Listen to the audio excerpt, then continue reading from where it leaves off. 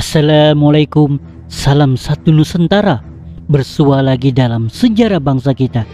Kali ini kita akan membincangkan satu lagi topik menarik, yaitu kehebatan pahlawan Brunei, jati diri seorang pahlawan.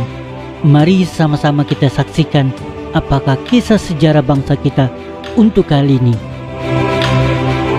Sejarah kegagahan orang-orang Brunei sejak dahulu lagi memang banyak diceritakan melalui sejarah Kesultanan Kitani.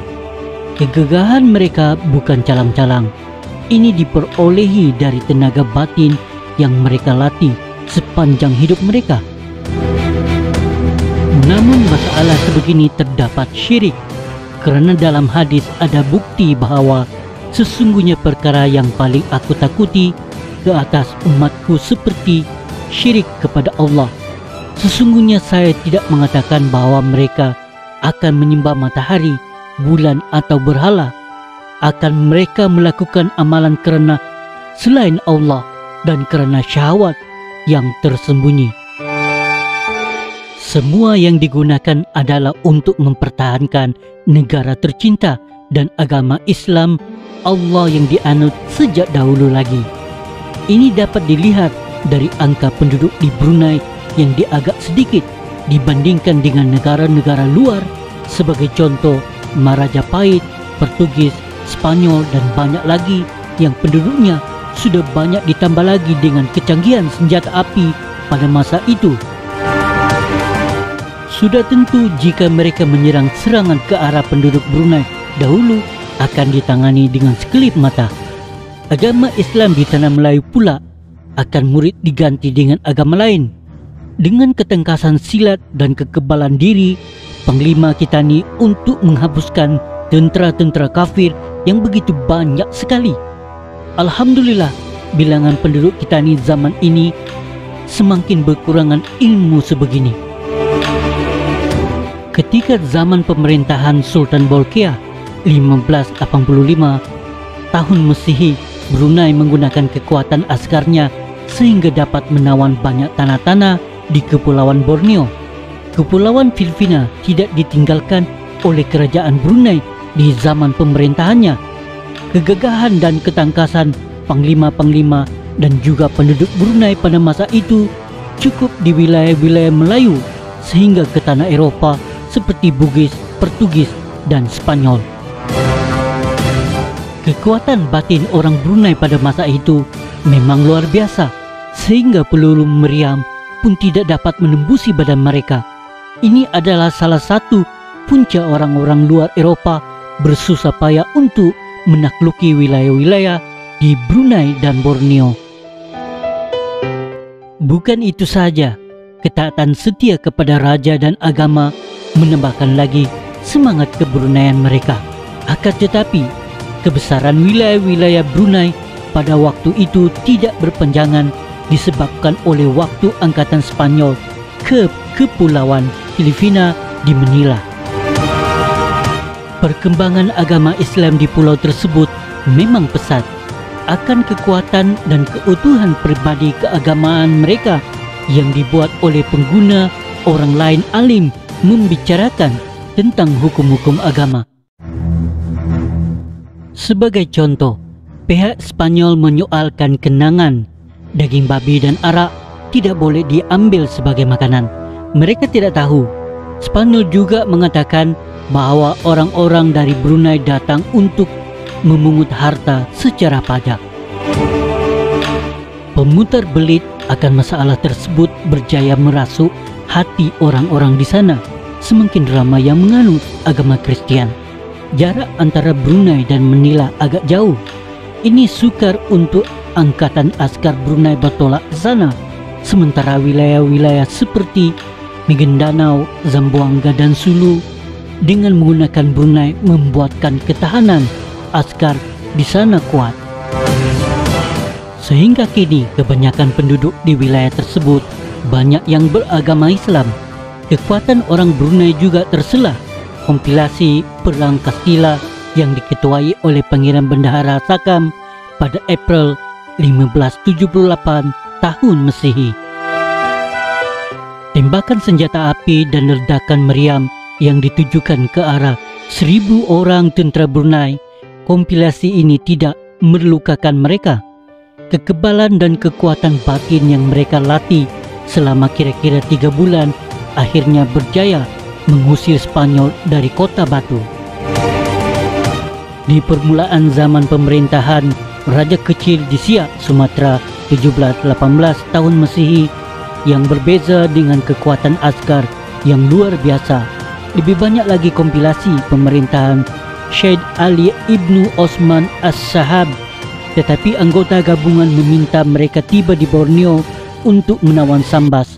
Mereka dikalahkan oleh pihak orang Brunei yang diketuai oleh Pangeran Anum yang cukup dengan kegagahannya.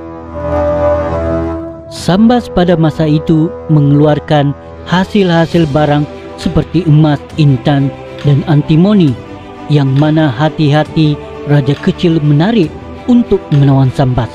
Kedatangan angkatan Siak kali kedua ke Sambas dengan angkatan yang banyak sekali, tetapi boleh dikalahkan oleh tentera Pangeran Anum.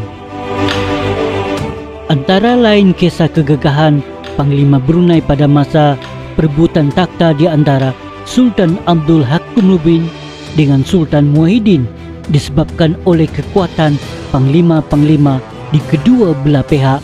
Perang saudara tersebut berlarutan sehingga 12 tahun lamanya, berakhir pada tahun 1673 tahun Masehi. Akan tetapi Sultan Abdul Hakumuddin dapat dikalahkan. Ini adalah sebab Sultan Muhyiddin meminta pertolongan daripada orang Kedayan dan pihak Sulu.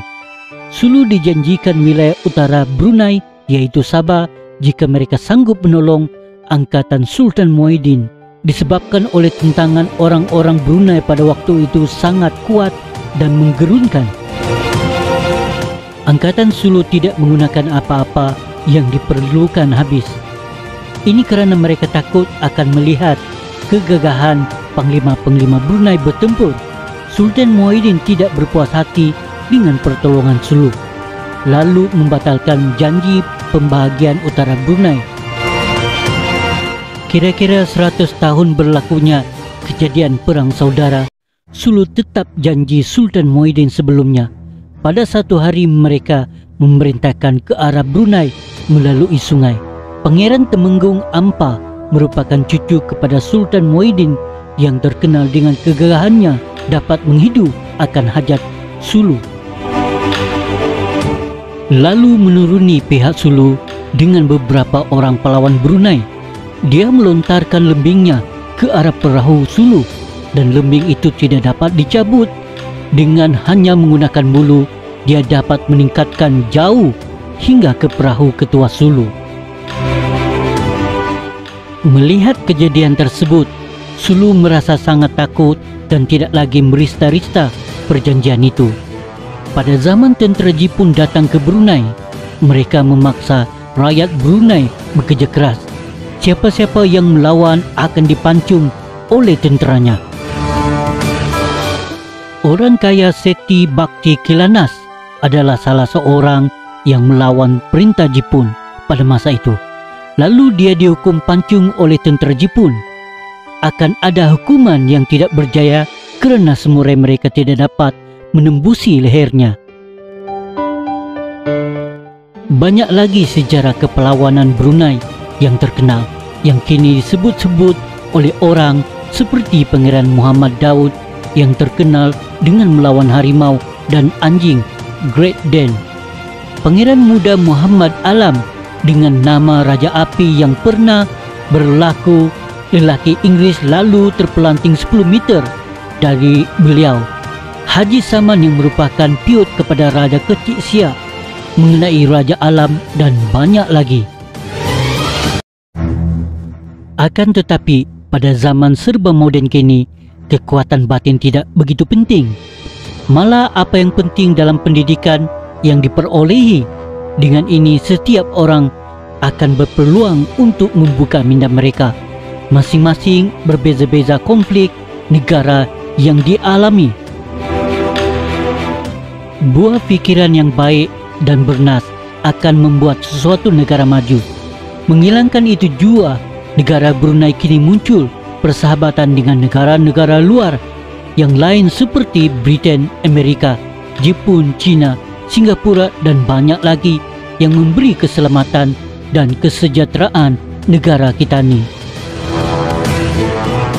Daripada kesemua sejarah di atas, memang ada kekuatan yang luar biasa yang diperolehi dari penglima-penglima Brunei yang sebelumnya, membekalkan diri mereka dengan tenaga batin yang mereka latih.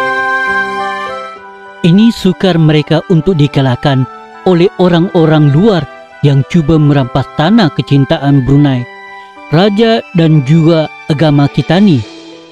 Akan ada masalah syirik, memang syirik bukan hanya kekuatan fizikal yang kita dapat ketahui, malah apa yang paling penting sekali, semangat kejatian diri mereka sebagai orang Brunei dan ketaatan setia kepada raja dan keutuhan agama Islam mereka pengguna kita contohi.